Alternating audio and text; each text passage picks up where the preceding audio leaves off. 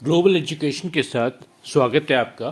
Social studies standard 8 Gujarat state board of school text books chapter 8 India post independence में। तो सबसे पहले तो मैं आपको ये बोलना चाहूँगा कि ये आप लोग इसको चैनल को ग्लोबल एजुकेशन को सब्सक्राइब कर लीजिए। जिन लोगों ने सब्सक्राइब नहीं करा है वो तुरंत इसको सब्सक्राइब कर लें। अभी तक के आपने बहुत सारे चैप्टर्स हमारे पढ़े होंगे हमारे साथ में ही, और आपको बहुत पसंद भी आया होगा। तो आइए शुरू करते हैं। India post independence. जुलाई 1947 पे ये ब्रिटिश पार्लियामेंट में एक्ट पास हुआ जिसमें इंडिया को इंडिपेंडेंस दी गई। साथ ही में उसको दो सेपरेट इंडिपेंडेंट कंट्रीज में डिवाइड कर दिया गया। पहला था द यूनियन ऑफ इंडिया, दूसरा था द यूनियन ऑफ पाकिस्तान। आप इसको the Indian union, the Pakistan union भी कह सकते हैं। तो ये इंडिया की आज़ादी की तारीख भी तय हो गई, अगस्त 15, 1947। तो अगस्त 15, 1947 को इंडिया आज़ाद होता है। India is declared independent. बहुत खुशी का माहौल था चारों तरफ, पूरे देश भर में बहुत खुशी का माहौल था। जाहिर है इतने सालों से, इतने सदियों से आज़ादी की मांग कर रहे थे, तो अब जब आज़ादी मिली तो खुशी तो आएगी ही। लेकिन खुशी के साथ में ही पार्टीशन भी आया। हमारा देश को बीच में से तोड़ दिया गया। ईस्ट से अगर हम देखें तो ईस्ट में ईस्ट पाकिस्तान, जो आज के दिन बांग्लादेश कहलाता है, वो बना। उसके अलावा इंडिया जो है, इंडिया की मेन बॉडी जो है वो आई, और वेस्ट में फिर से पाकिस्तान आ गया। यानी कि इंडिया के ईस्ट की तरफ ईस्ट पाकिस्तान, वेस्ट की तरफ वेस्ट पाकिस्तान, और बीच में इंडिया। इस तरह से आप देख सकते हैं उसको। तो ये जैसे एक कंट्री के सीने पर एक लाइन खींच दी गई और बोल दिया गया कि तुम भाई पाकिस्तान हो, तुम इंडिया हो। जो इतने सालों से लोग साथ में रह रहे थे उनको ऑल ऑफ अ सडन बता दिया गया कि तुम पाकिस्तान में हो या तुम इंडिया में हो, you are two separate nations. तो ये इंडिया के ऊपर खुशी के साथ साथ काफ़ी सारे चैलेंजेस भी आए। चैलेंजेस था पार्टीशन का, यानी कि रिफ्यूजीज़ का। आप रिफ्यूजीज़ का चैलेंज नंबर 1 कह सकते हैं। मैं इसको प्रॉब्लम्स नहीं कहूँगा, मैं इसको चैलेंजेस ही कहूँगा। तो फर्स्ट चैलेंज इसके साथ में, इंडिपेंडेंस के साथ में आया, challenge of refugees. Challenge number 2 आता है कि 562 small and large independent states थे इंडिया में, और उनको ज्वाइन करके इंडिया को बनाना था। अब इंग्लैंड ने तो सबको सेपरेट डिक्लेयर कर दिया कि now you are all independent, तो अभी उनको वापस रीजॉइन करके इंडियन यूनियन में लेके आना था। This was a second challenge. फिर चैलेंज नंबर 3 आप ऐसा कह सकते हो कि बिल्डिंग कॉन्स्टिट्यूशन, एक कॉन्स्टिट्यूशन जो सबको पसंद आए, सारे के सारे इंडिया के लोगों को, नागरिकों को। उसमें जितनी भी स्टेट्स मर्ज हुई, 562 में से जितनी भी स्मॉल या लार्ज स्टेट्स मर्ज हुई, उसको सबको वो कॉन्स्टिट्यूशन पसंद आए। तो और उसके बाद में नेक्स्ट चैलेंज आप लगा लीजिए कि नेशनल इंटीग्रेशन का, यह चैलेंज इसी में ही आप कह लीजिए कि नेशनल इंटीग्रेशन का चैलेंज, क्योंकि 562 स्टेट्स के साथ में ही जो मर्ज करना है, उसके साथ में ही नेशनल इंटीग्रेशन का चैलेंज भी आप जोड़ सकते हो। तो ये कुछ चैलेंजेस थे जो इंडिया को फेस करने पड़े। Immediately on the date of independence, यानी कि अगस्त 15, 1947 को ही ये चैलेंजेस फेस करने पड़े, क्योंकि उसी दिन ये पार्टीशन हो जाता है। पाकिस्तान की इंडिपेंडेंस जो है वो 14 अगस्त 1947 को मनाई जाती है, यानी कि पाकिस्तान इंडिया से एक दिन पहले आज़ाद होता है और इंडिया पाकिस्तान के एक दिन बाद आज़ाद होता है, 15 को, अगस्त 15 को। तो ये चैलेंज जो था इंडिया के लिए आज़ादी के साथ साथ ये चैलेंजेस भी आके खड़े हो जाते हैं इमीडिएटली। यानी कि एक कॉइन का एक तरफ हेड होता है तो एक तरफ टेल होती है, उसी तरीके से ये आज़ाद इंडिपेंडेंस प्लस चैलेंजेस दोनों दे कम हैंड इन हैंड टुगेदर और the two faces of the same coin, आप ऐसा भी कह सकते हैं इसको। तो पार्टीशन के लिए अब हम पॉइंट नंबर 1 जो पार्टीशन का आता है, पार्टीशन एंड रेफ्यूजीज का आता है, उसके ऊपर आते हैं। Partition of India and resettlement of refugees. तो ये बट ऑब्वियस है, मेरे को रिपीट करने की ज़रूरत नहीं है यहाँ पे कि पार्टीशन हुआ, 2 नेशन बने, इंडिया एंड पाकिस्तान। करीब करीब 8 मिलियन रिफ्यूजीज़ जो थे वो पाकिस्तान से एक्सपेल करके उनको इंडिया भेजा गया on the basis of their religion. तो वो क्योंकि हिंदू थे इसके लिए उनको उनका घर बार सब कुछ छोड़ छाड़ के, अपनी सारी फैमिली, अपनी सारी संपत्ति को छोड़ के, अपने शॉप, दुकान, मकान, खेत खलियान, बिजनेस, नौकरी, सब कुछ वहाँ पे पाकिस्तान में छोड़ के उनको माइग्रेट करना पड़ा इंडिया में। और माइग्रेट भी कोई ऐसा वैसा माइग्रेट नहीं था, ये एक तरीके से सबसे बड़ा माइग्रेशन ही कह लीजिए दुनिया का उस टाइम पे सबसे बड़ा माइग्रेशन ही होगा जो इनको फेस करना पड़ा, and without any proper planning और या प्रॉपर फैसिलिटीज़ के बिना। और उसके अलावा वहाँ पे बहुत मारकाट भी हुई, बहुत लोगों को मारा भी गया, ट्रेन्स जला दी गई, ट्रेन्स की ट्रेन्स भर के लाशों की आई, ट्रेन, ट्रक्स, बसेस, सब कुछ, लोग पैदल आए, बैलगाड़ी में आए, छकड़े में आए। यहाँ पे एक फ़ोटो आप देख सकते हो हमारी स्क्रीन पर जो है, मैं इसको थोड़ा बड़ा करके भी दिखा देता हूँ आपको। ये बैलगाड़ी वगैरह में लोग आ रहे हैं और पूरा काफ़िला का काफ़िला आता था इस तरीके से। अगर आपके जान पहचान में या आपके आसपास या कोई बड़े बुज़ुर्ग रहते हैं जो 75 साल से ऊपर के हैं, से अबाउट 80, 90, 95 ईयर्स ओल्ड, तो आप उनसे पूछिएगा कि कैसा था वो पार्टीशन का नज़ारा, पार्टीशन का सीन। क्या वो भी पाकिस्तान से इंडिया आए थे माइग्रेट करके? क्या वो भी रिफ्यूजी कैंप्स में रहे थे? वो कैसे आए थे? बैलगाड़ी से, ट्रेन से, बस से, ट्रक से, या पैदल चल के, या ट्रेन के ऊपर चढ़ के? और क्या उन्होंने भी मार काट देखी थी? ट्रेनों के ट्रेनें मार के लाशें भेजी गई, इस तरह का मंज़र उन्होंने देखा था।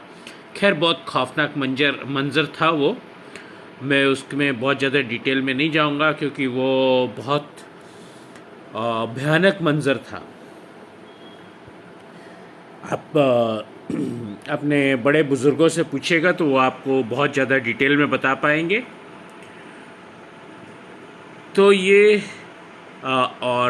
ये जब वो आके रिफ्यूजीज़ आके इंडिया में सेटल हुए तो उनको सबसे पहले रिफ्यूजी कैंप में रखा गया, और रिफ्यूजी कैंप में रखने के बाद में उनको भारत सरकार ने मदद करी। और क्योंकि इतना बड़ा प्रोग्राम था, इतना ज़्यादा रिफ्यूजीज़ थे कि सरकार अकेले ये काम नहीं कर पाती थी, तो उनको भारत के जो इंडिया में ही नागरिक थे इंडिया के, उन्होंने भी बहुत मदद करी और उनको रीसेटल करा गया, उनको नौकरियां दी गई, उनको बिज़नेस स्टार्ट करवाए गए, उनको काफ़ी मदद करी गई, जिसमें सरकार और पब्लिक दोनों शामिल हुए मदद करने के नाम पर। और जब ये सब कुछ हुआ तो उन्होंने अपना रहना सहना सब वापस ज़ीरो से शुरू करके आज वो कुछ बन पाए हैं, अपने पैरों पे खड़े हो पाए हैं, कुछ बहुत बड़े बड़े बिजनेसमैन भी बन गए हैं। तो सिर्फ सरकार के पास इतनी फैसिलिटीज़ नहीं होती कि वो सारा ये काम कर पाए, पब्लिक को भी सामने आना पड़ता है, पब्लिक को भी सरकार की और दूसरे पीड़ीग्रस्त लोगों की मदद करनी पड़ती है। तो हम जैसे चैलेंजेस के बारे में आपको बता रहे थे कि इंडिपेंडेंस के साथ साथ क्या क्या चैलेंजेस थे। तो चैलेंज नंबर 1 जो था पार्टीशन के साथ में रिफ्यूजीज़। चैलेंज नंबर 2 था 562 small and large independent states, जिनको ज्वाइन करके इंडिया बनाना था, उनको भारत में मिलाना था। पॉइंट नंबर 3 था एक कॉन्स्टिट्यूशन बनाना जिसको जो सबकी एक्सपेक्टेशंस पे खरा उतरे, सारे पब्लिक के, सारे सेपरेट स्टेट्स के, सबके एक्सपेक्टेशंस को बरकरार रख सके, उनको पूरा कर सके। और नेक्स्ट जो था वो नेशनल इंटीग्रेशन था, सारे इंडिया को यूनाइट करने का। और इसके अलावा अब हम नेक्स्ट चैलेंज पर आते हैं। हमने यहाँ तक के चैलेंज तो आपको बताए थे। नेक्स्ट चैलेंज जो थे वो ये थे कि इंडिया की मेजॉरिटी पॉपुलेशन जो थी वो रिमोट्स में रहती थी और उनका मेन ऑक्यूपेशन एग्रीकल्चर था। तो और सिटीज़ में जो था वो बहुत गंदगी थी, बहुत ही ज़्यादा डेंसली पॉपुलेटेड थे, पॉवर्टी थी, गरीबी थी, एजुकेशन फैसिलिटी नहीं थी, हेल्थ फैसिलिटी नहीं थी, problem of agriculture, associated employment, मतलब डिसगाइज्ड एम्प्लॉयमेंट था। एक खेत के ऊपर जहाँ एक आदमी काम कर सकता है वहाँ 10 आदमी काम कर रहे थे। फिर इंडिया की पॉपुलेशन जो थी वो तब थी 35 करोड़ जैसी, और वो भी 35 करोड़ लोग जो थे वो भी अलग अलग भाषा के, अलग अलग रीजन के, अलग अलग कल्चर के, कोई नॉर्थ का कोई साउथ का। मैंने आपको जैसे बताया था चैप्टर नंबर 6 या 7 में, जिसमें शायद 6 में आपको बताया था, चैप्टर नंबर 6 में, कि इंडिया में डाइवर्सिटी ढूंढते जाओगे मिलती जाएगी, सब तरह की डाइवर्सिटी है। डाइवर्सिटी के बारे में अगर आपको जानना है तो चैप्टर नंबर 6 के ऊपर एक बार आप वापस चले जाइए, वहाँ पे आपको सब तरह की डाइवर्सिटी दिख जाएगी। तो ये डाइवर्सिटी में से नेशनल इंटीग्रेशन, यूनिटी करनी है सबसे पहले, और फिर वो यूनिटी के अलावा नेशनल इंटीग्रेशन करना है और नेशनलिज्म बिल्ड करना है। इंडिया के तरफ नेशनलिज्म बिल्ड करना है। ये कुछ बहुत बड़े चैलेंजेस थे उस टाइम पे। Unification and merger of the native states, तो ये इसमें 562 स्टेट्स, जैसे मैंने आपको बताया कि स्मॉल एंड लार्ज, छोटी बड़ी 562 रियासतें, स्टेट्स कह लीजिए, वो यूनियन ऑफ इंडिया में मिलानी थी। अब ये तो एक बहुत ही मैसिव टास्क हो जाता है अगर आप एक स्टेट को भी एक दिन में मिलाओ इंडिया में, तो भी 562 ऑलमोस्ट आप सैटरडे संडे भी आएंगे, बीच में छुट्टियां भी करोगे तो कम से कम 2 साल लग जाएंगे आपको ये करते करते। और सबके लिए एक प्लान तैयार करना पड़ता है, एक एग्रीमेंट तैयार करना पड़ता है। वो एग्रीमेंट को 5 बार 10 बार डिस्कस करोगे, उसमें से वो जो उधर का राजा है वो किसी पॉइंट पे एग्री करेगा, किसी पॉइंट पे नहीं एग्री करेगा, और फिर वो दोबारा तैयार करो, रिफाइन करो। तो एक एक एग्रीमेंट को बनाने में 5-10 बार तो मीटिंग करनी पड़ेगी। तो अगर आप 2 साल भी लगाओ तो काफ़ी कम लगता है मेरे को टाइम, लेकिन ये बहुत ही मैसिव था। इसमें से कुछ राजाओं ने, कुछ रियासतों ने तो अपने आप ही चूज़ करना पसंद किया। कुछ बड़ी बड़ी रियासतें थी, कुछ स्मॉल रियासतें थी, उन सबको परसुएड करना पड़ा, उन सबको आग्रह करना पड़ा कि भैया आप आके इंडियन यूनियन में मिलिए। बड़ी बड़ी रियासतें जैसे कश्मीर, हैदराबाद, मैसूर थे, और छोटी रियासतें तो बहुत ही थी। एक भावनगर रियासत थी गुजरात में, जिसके महाराजा कृष्ण कुमार सिंह थे। उन्होंने तो अपनी खुद की एक रिस्पॉन्सिबल गवर्नमेंट बना ली और इंडिपेंडेंट हो गए।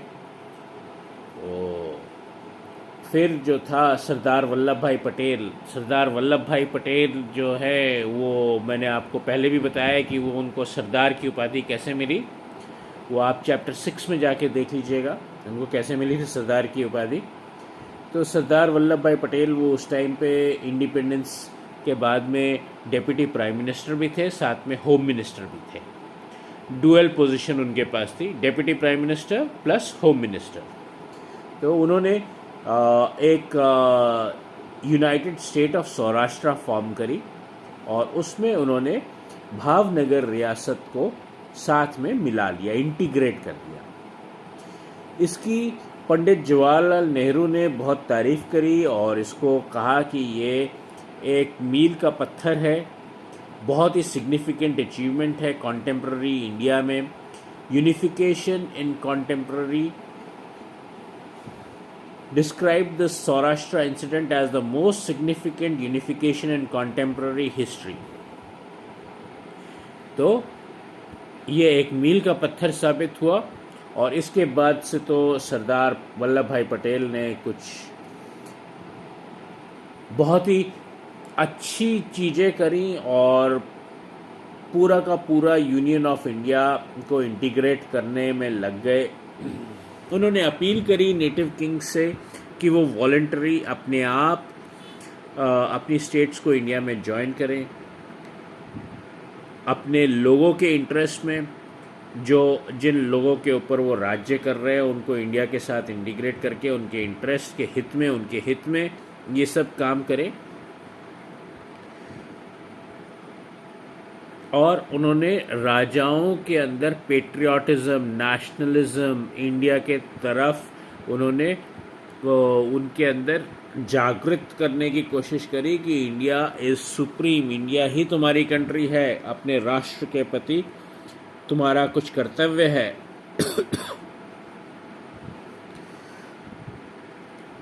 तो उन्होंने पेट्रियाटिज्म को जागृत किया राजाओं में तथा पब्लिक में। प्रैक्टिकल इंटेलिजेंस की समय की मांग है और प्रैक्टिकली यही तुम्हारे लिए बेहतर है कि आप इंडियन नेशनल इंडिया में मर्ज कर जाओ। और बहुत सारी स्टेट्स इंडिया में मर्ज भी कर गई। सरदार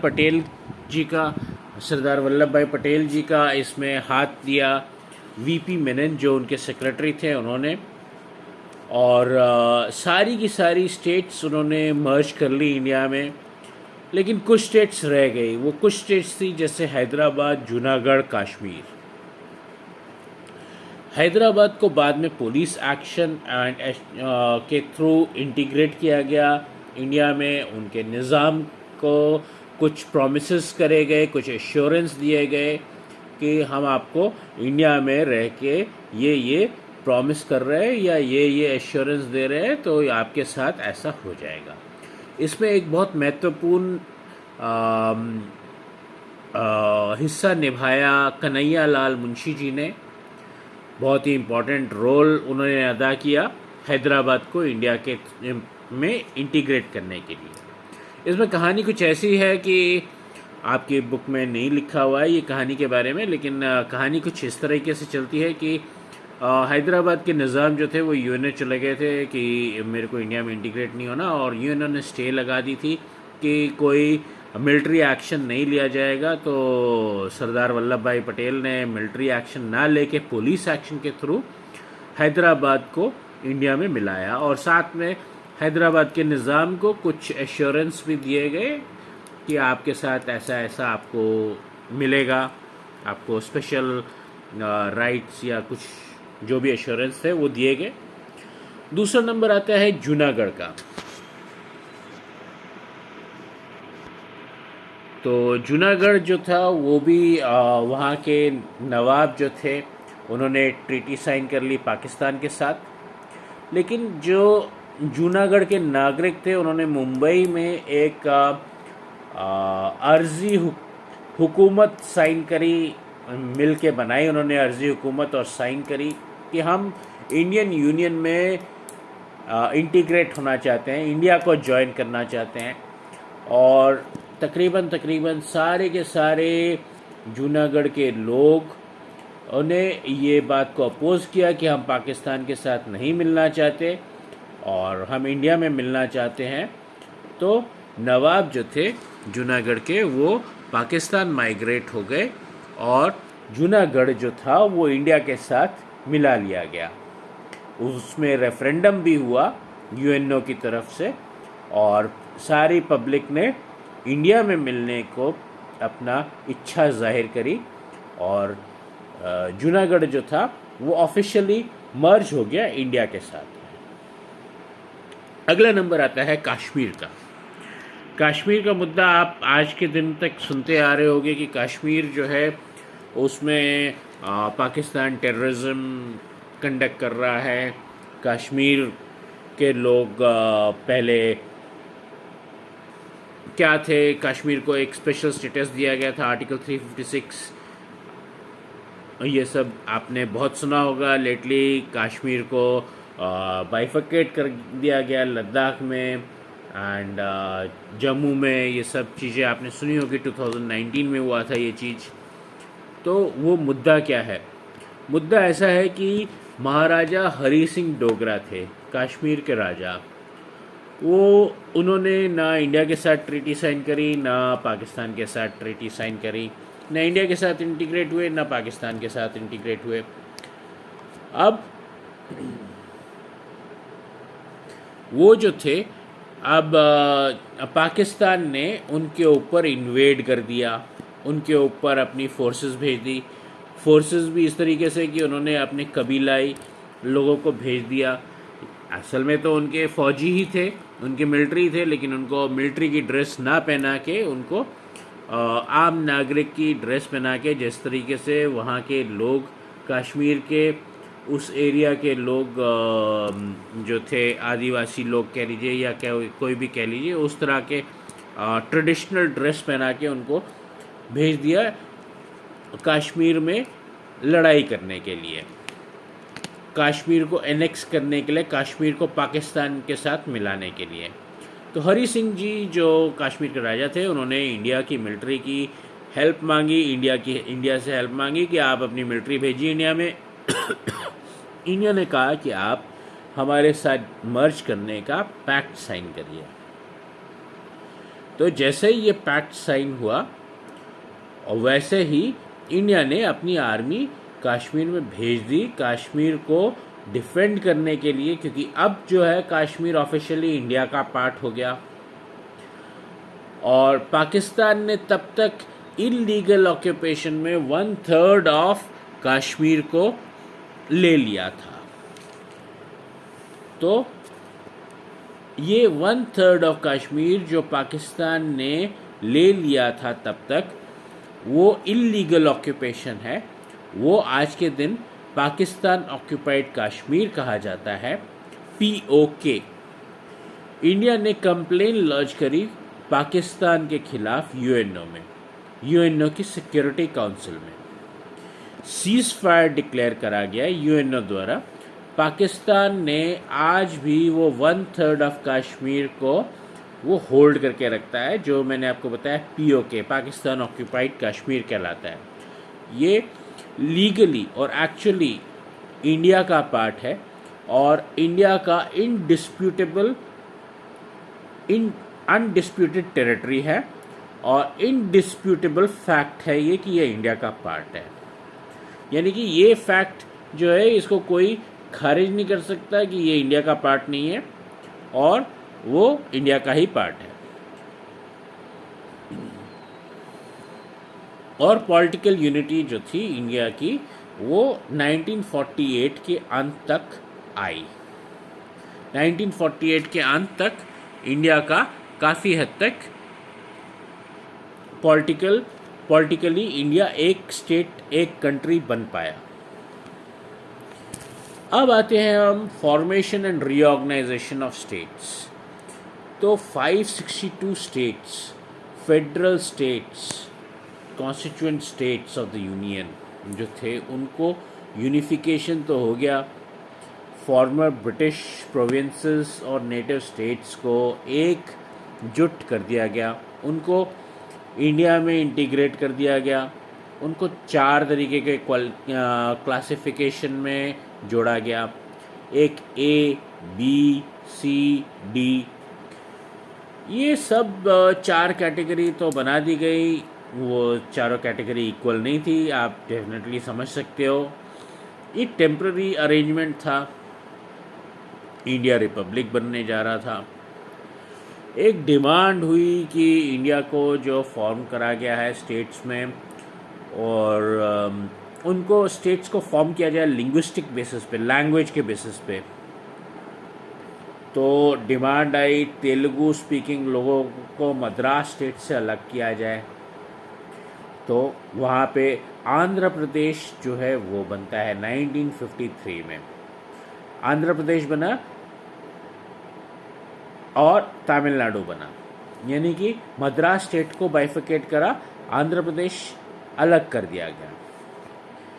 फिर स्टेट रीऑर्गेनाइजेशन कमीशन फॉर्म करा गया।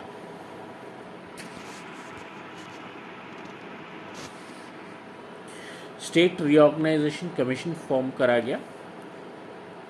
Doctor Faizal Ali, former supreme court जज जो थे, उनकी देखरेख में ये रीऑर्गेनाइजेशन कमीशन फॉर्म करा गया। और रीऑर्गेनाइजेशन कमीशन ने 1956 में अपनी रिपोर्ट दी गवर्नमेंट को कि ABCD जो है इसको हटा दिया जाए और इंडिया को 14 स्टेट्स एंड 6 यूनियन टेरिटरीज में बांट दिया जाए। और सारी की सारी चीज़ें जो थी ज़्यादातर लिंग्विस्टिक बेसिस पे चली, सिवाय 2-3 जगह के पंजाब एंड बॉम्बे 2 स्टेट थी जिनको पूरी तरह से लिंग्विस्टिक बेसिस पे नहीं करा गया। बॉम्बे स्टेट जो थी उसका पार्ट होता है गुजरात एंड महाराष्ट्र, जो दोनों अलग अलग लैंग्वेजेस हैं। वैसे ही पंजाब में भी अलग अलग लैंग्वेजेस थे। तो महागुजरात मूवमेंट स्टार्ट हुई इंदु लाल याग्निक जी द्वारा, जिनको आप इंदु चाचा भी कह के बुलाते हैं। फिर भाई लाल भाई, जिनको भाई काका के नाम से बुलाया जाता है, ब्रह्म कुमार भट्ट, इन सब ने महागुजरात मूवमेंट स्टार्ट करी। मई 1, 1960 को इनॉग्रेशन ऑफ न्यू स्टेट हुआ। वो न्यू स्टेट था स्टेट ऑफ गुजरात। ये साबरमती आश्रम में रविशंकर महाराज जी जो थे वो भी थे इसमें। मेहंदी नवाज जंग यहाँ के फर्स्ट गवर्नर की पद पे उनको स्वेयर करा गया, उनको शपथ दिलाई गई। डॉक्टर जीवराज मेहता जो थे वो फर्स्ट चीफ मिनिस्टर बने गुजरात के। फिर 1966 AD में पंजाब को भी डिवाइड कर दिया गया। पंजाब और हरियाणा 2 सेपरेट स्टेट्स बने।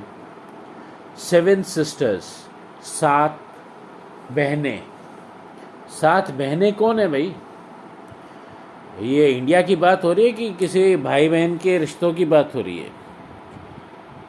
7 स्टेट्स जो हैं वो दरअसल कहलाते हैं आसाम, नागालैंड, मेघालय, मणिपुर, त्रिपुरा, अरुणाचल प्रदेश, मिजोरम। तो 7 सिस्टर्स जो हैं वो स्टेट्स है। यहाँ पे ज्योग्राफी की या हिस्ट्री की ही बात हो रही है, भाई बहन की बात नहीं हो रही है। 7 सिस्टर्स इन 7 स्टेट्स को कहा जाता है नॉर्थ ईस्ट इंडिया में। इनका भी गठन हुआ, इनको भी सेपरेट किया गया। फिर ईयर 2000 AD में MP एंड छत्तीसगढ़ को अलग किया गया।